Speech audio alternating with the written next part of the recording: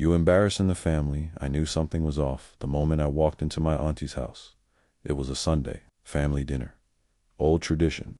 Fried fish, collard greens, cornbread, gospel on low in the background. I almost didn't come.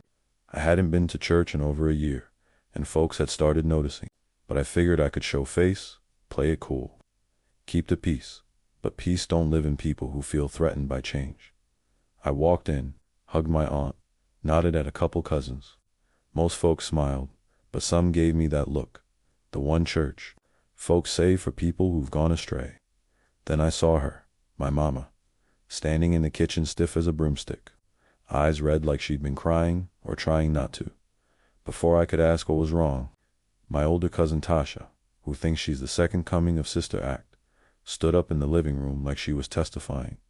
Before we eat, she said, I just want to ask for prayer over the spirit of confusion that's entered our family. Silence.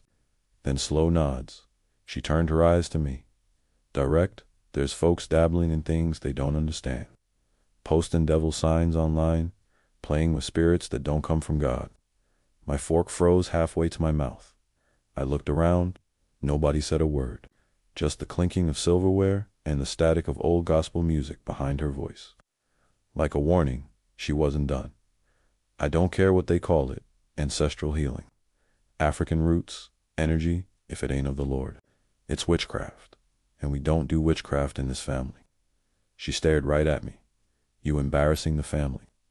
Right then, something in me cracked, but it wasn't shame. It was clarity. I stood up, not loud, not angry, just done. I'm not lost. I'm just not asleep anymore, Tasha scoffed. That ain't sleep. That's delusion. You out here talking to demons? No, I said. I'm talking to ancestors. The ones they tried to erase. The ones who kept us alive long enough for you to throw stones at your own blood. That hit her, not hard enough to shut her up, but enough to make her blink. I'm not asking you to believe what I believe, I said.